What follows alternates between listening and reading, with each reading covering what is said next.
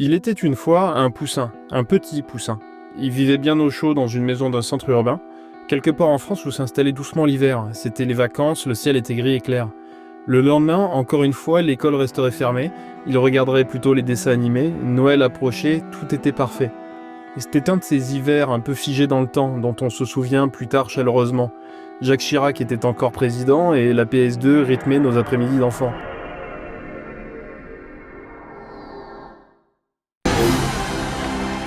Ce soir-là, le poussin, l'estomac rempli, était repu et l'esprit réjoui. La table n'était pas encore débarrassée, la télé ronronnait, tout semblait apaisé. Et puis soudain, s'élevait une parole solennelle, quasiment sacrée, en un mot paternel. Une annonce se préparait, dans le salon jusqu'alors serein, car commençait à parler le père du petit poussin. Ce soir, tu peux rester jusqu'à la fin. Il y a un film à la télé, c'est pas pour les gamins. Ce n'est pas un dessin animé, tu verras. Mais tu es prêt, je pense. Tu comprendras. Merci, mon maître. Le poussin, plein de curiosité, jusqu'ici, il n'avait vu que des films Disney. Et chaque fois qu'un vrai film était sur le petit écran, on l'arrêtait bien vite, direction dodo et rapidement. Mais ce soir-là, non.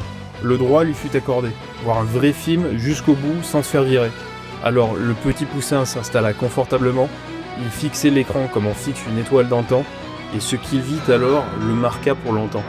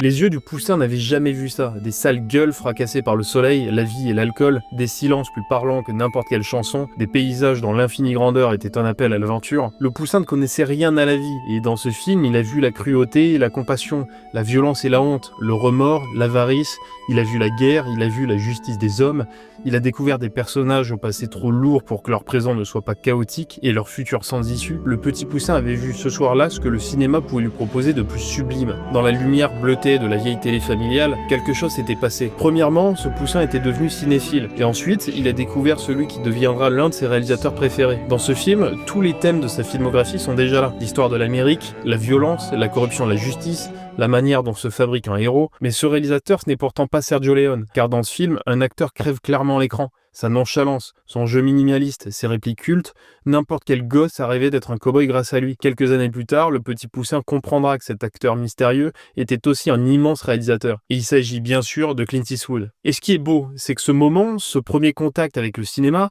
ce n'était pas un accident. C'était une transmission, une filiation. Ce n'est pas le hasard qui a mis le petit poussin devant Clint Eastwood, c'était son père. Je suis ton père.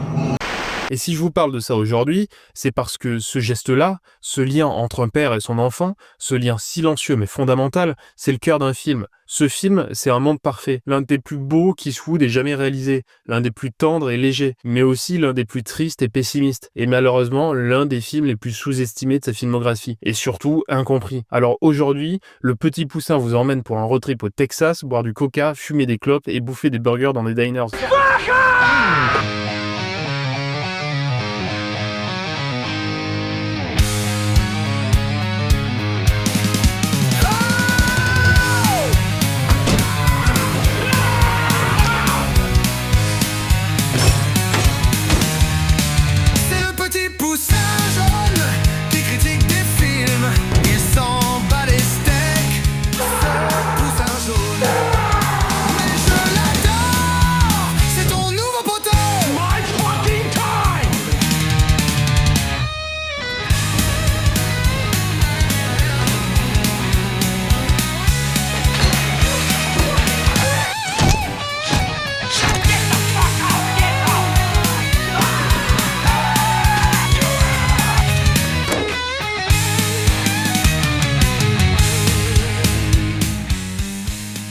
dumb fuck! Un monde parfait, c'est sorti en salle en 1993, mais le film se déroule 30 ans plus tôt, en novembre 1963, aux alentours de Dallas.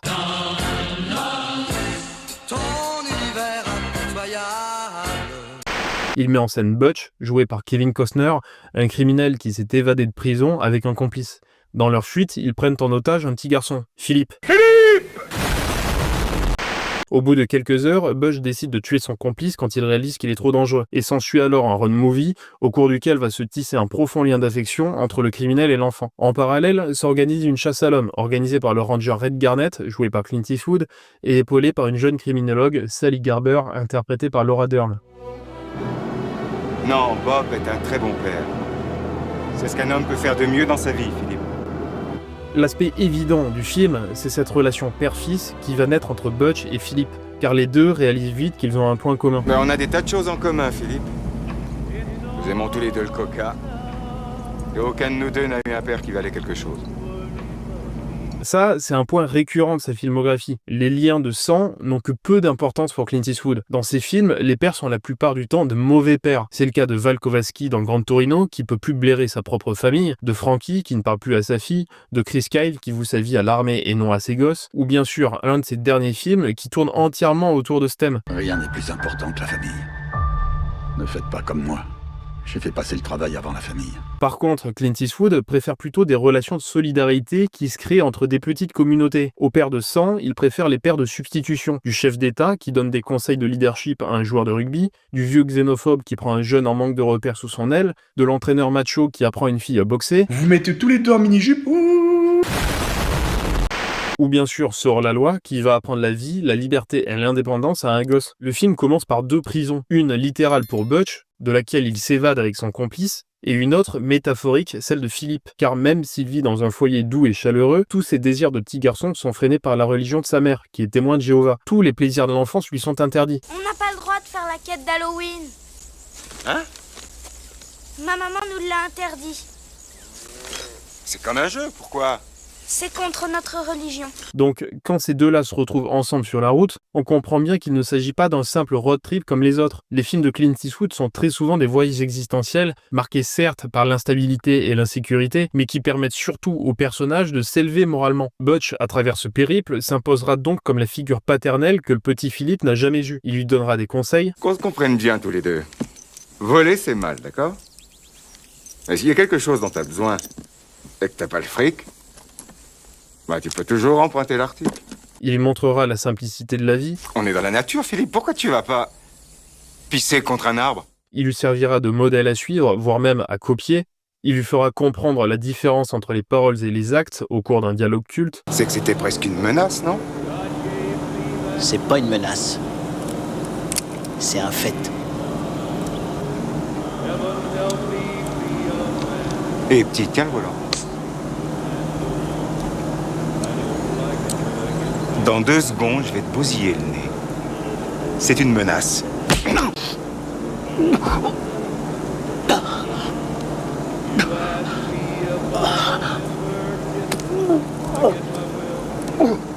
Et maintenant, c'est un fait. Un jour, je te buterai pour ça. Ça, c'est une menace.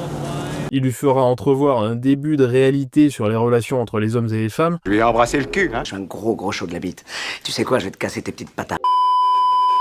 Mais surtout, il lui offrira 2 choses, plus importantes que tout le reste. 2 choses dont il a toujours été privé. 2 choses dont Clint Eastwood parle dans chacun de ses films. La première, c'est la liberté. Devant nous, c'est l'avenir. Derrière nous, c'est le passé. Si la vie va trop lentement et que tu as envie de te projeter dans l'avenir, tu appuies sur le champignon, regarde. Et si tu veux la ralentir, ben alors il te suffit d'appuyer sur le frein. Et tu la ralentis.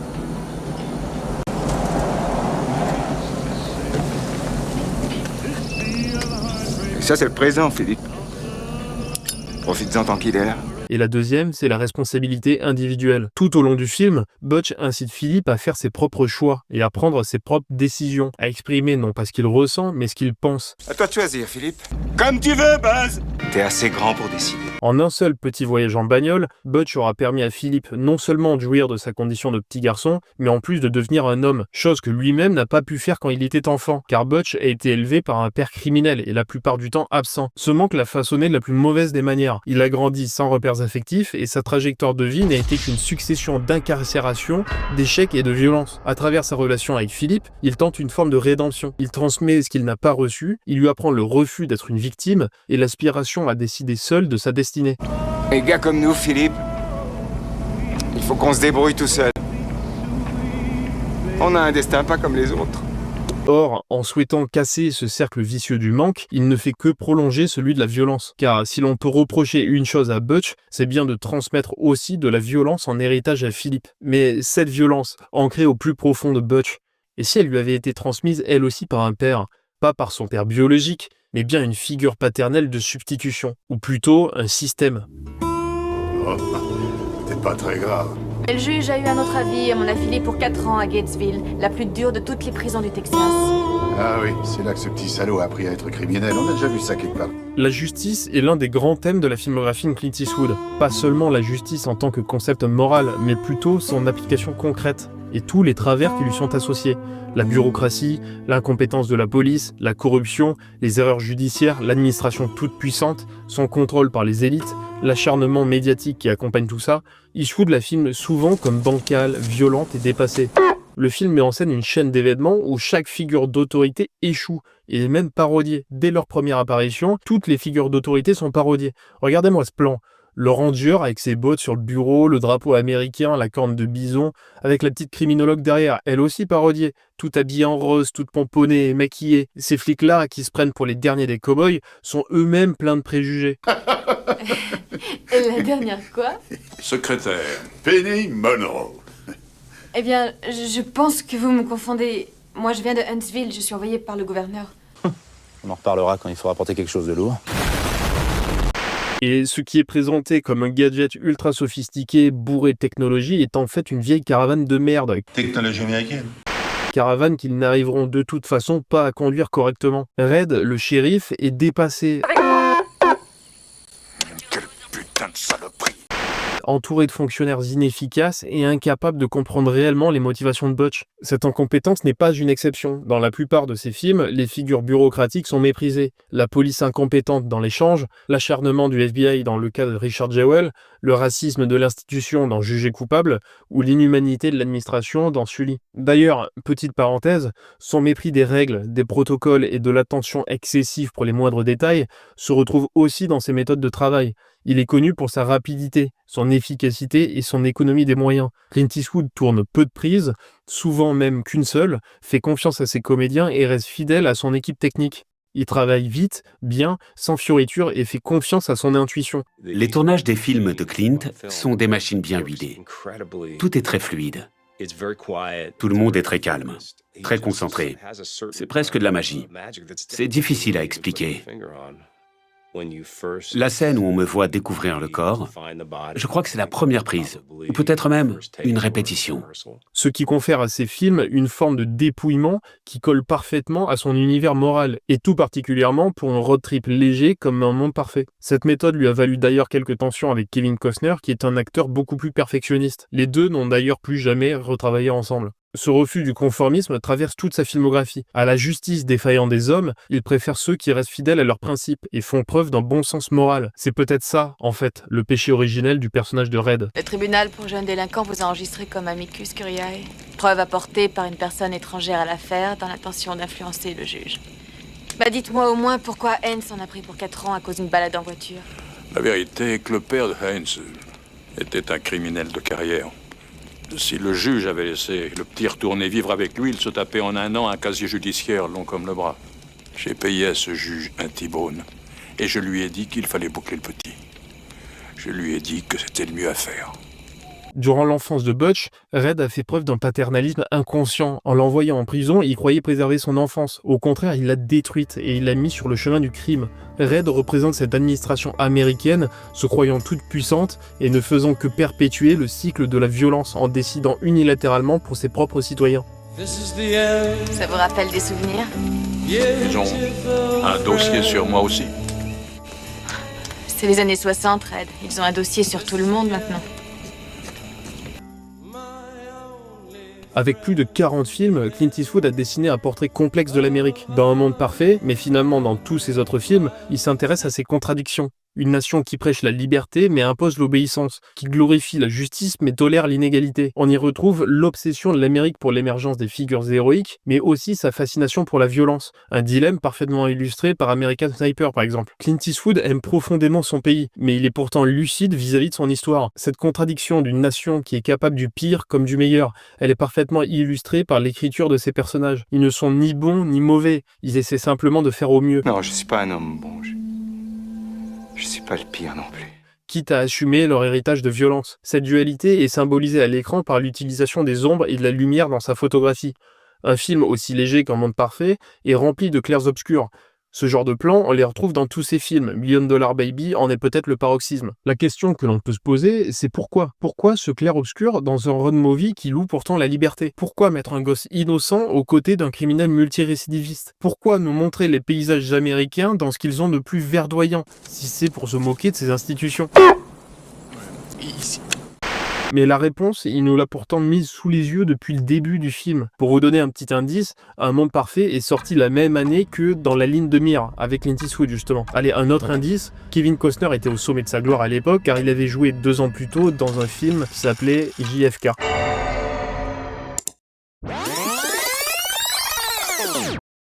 Un Monde Parfait s'est sorti en salle en 1993, mais le film se déroule 30 ans plus tôt, en novembre 1963, aux alentours de Dallas. En novembre 1963, aux alentours de Dallas. 1963, Dallas. Et ouais, et quelques jours plus tard, va se produire un événement qui va marquer à jamais l'histoire des États-Unis et l'esprit de ses citoyens. Le gouverneur l'a fait faire spécialement pour que les officiels puissent participer à la parade de Dallas. Vous savez que le président Kennedy vient.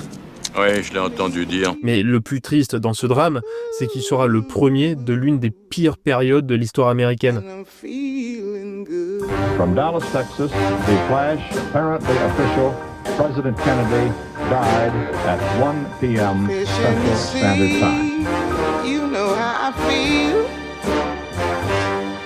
River running free. You know how I feel. C'est les années 60, Red. Ils ont un dossier sur tout le monde.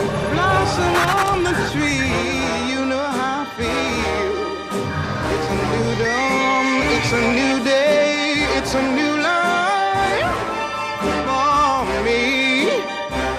And I'm feeling good.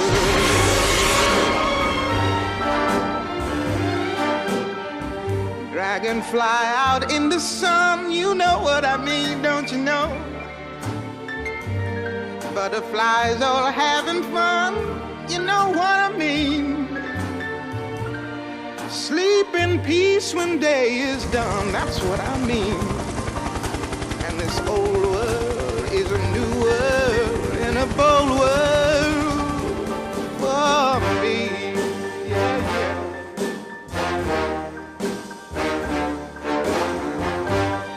Stars, when you shine, you know how I feel. Scent of the pine, you know how I feel. Oh, freedom is mine, and I know how I feel. It's a new dawn, it's a new day, it's a new life. I have a dream. My poor little children will one day live in a nation where they will not be judged by the color of their skin, but by the content of their character. I have a dream today.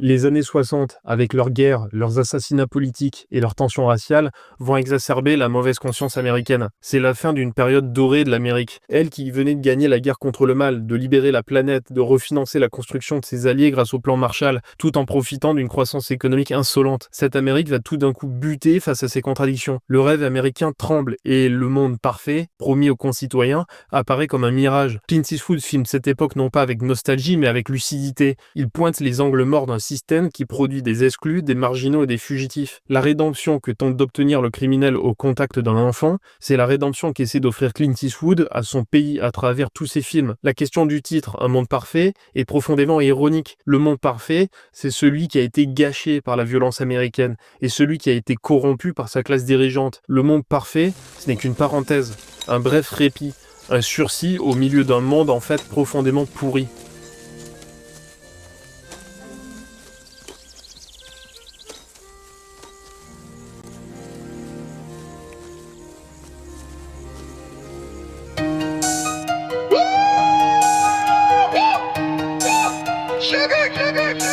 C'est le petit poussin jaune, le mignon poussin jaune. Pouloulou. C'est le petit poussin jaune, le mignon poussin jaune. Pouloulou.